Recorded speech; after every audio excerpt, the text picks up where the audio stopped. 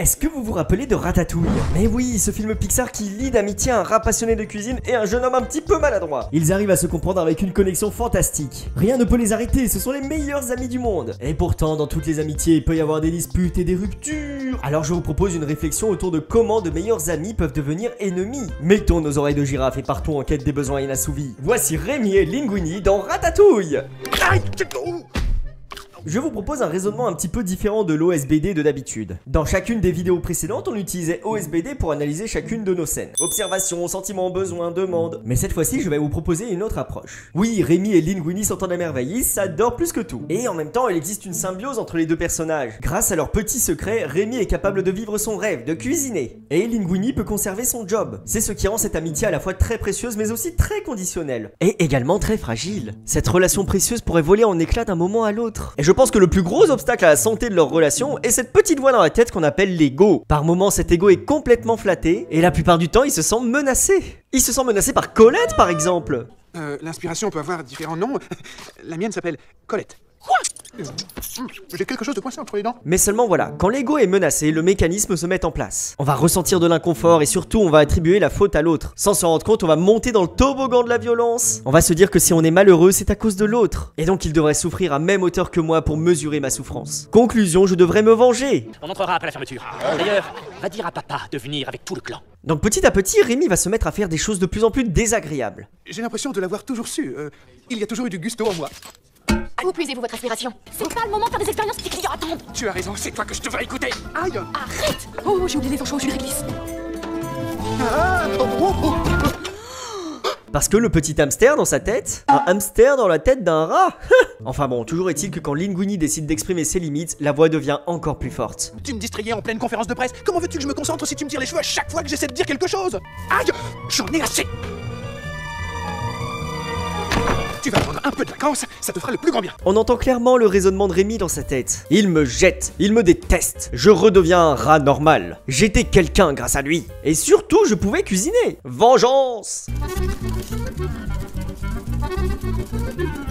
Mais je pense qu'il vaudrait mieux pas diaboliser l'ego pour autant. Il est là quand même pour rappeler à Rémi que sans Linguini, il redeviendra un rat, un nuisible que l'on jette à l'eau. Il nous sert à nous rappeler nos besoins pour éviter qu'on les néglige. Et il est constamment menacé dans tout le film. Même Linguini, à un moment, il va en avoir marre. Il va dire « Je ne suis plus une marionnette », c'est son ego qui parle encore. Je ne suis pas une marionnette, t'as compris? Et tu n'es pas mon manipulateur. Oh, c'est le rat qui cuisine. Tu vas faire un tour, ça te calmera et tu auras le temps de réfléchir. Ego doit venir, il faut que je me concentre. Sans oublier le méchant directeur qui lui rappelle sa condition de rat. Tu te prends peut-être pour un chef, seulement voilà, tu n'es qu'un rat. Heureusement, Linguini, le best, est au-dessus de tout ça. Et il va amorcer une discussion qui sauve tout. J'ai eu des remords, je voulais pas qu'on en reste sur ce qu'on s'était dit, alors... Écoute, j'ai pas envie de me disputer. J'ai été très surmené ces derniers temps, la pression a été terrible, beaucoup de choses ont changé en très peu de temps. Je suis devenu un Gusto, il faut que je sois à la hauteur, sinon... il y a beaucoup de gens qui sont déçus. Et s'il y a des gens qui attendent quelque chose de moi aujourd'hui, c'est grâce à toi. J'ai été injuste avec toi. Tu ne m'as pas laissé tomber, et ça je l'oublierai jamais. Tu m'as prouvé ton amitié. Dans cette situation de tension, la vie n'est agréable pour personne. Et ça, c'est un excellent moyen de se rabibocher. Présenter des excuses, montrer qu'on valorise la relation. L'autre comprendra que l'on veut investir dessus, et quand on a ça, c'est gagné. En fait, c'est fantastique. On n'a pas besoin de réciter notre communication non violente pour que ça fonctionne. Il faut juste que l'autre comprenne qu'on veut investir des efforts dans notre relation, que c'est important pour nous, qu'on est prêt à reconnaître nos actions, qu'on est prêt à assumer les conséquences. Et ça, on n'a pas besoin de la CNV pour le faire. Tout ce dont on a besoin se trouve ici, un élan de j'ai envie d'investir. Et si au contraire on ne le ressent pas, cela ne sert à rien d'essayer de faire de la communication non violente. Et donc on voit dans son regard que Rémi comprend exactement ce qu'il veut dire. Mais c'est trop tard. Vous venez voler dans le frigo? Mais comment oses-tu? Je croyais que tu étais mon ami. Je te faisais confiance. Déguerpis et emmène tes rats avec toi. Et si vous revenez, je vous traiterai comme les autres restaurants traitent les nuisibles de votre espèce. Malheureusement, à ce moment-là, ça tourne mal. Rémi se fait virer de la cuisine. Au revoir les rêves. Et on peut sentir à quel point Linguini est déçu. Après tout, il l'a quand même sauvé de la noyade. Et voilà comment il le remercie.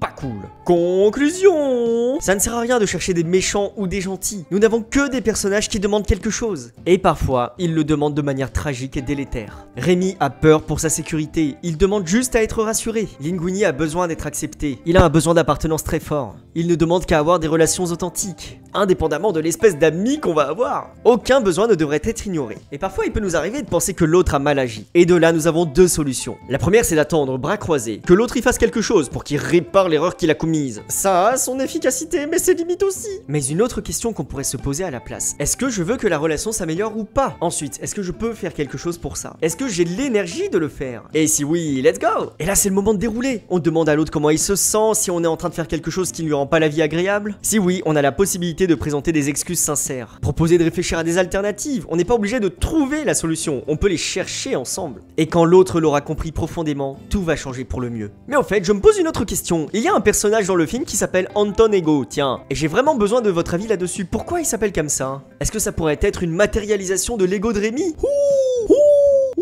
Prenez soin de vous et de vos relations. Eh oui, ce film Pixar qui met en scène... Si oui, on a la possibilité de présenter des excuses sincères. Et j'ai vraiment besoin de votre avis là-dessus. Qu'est-ce qui...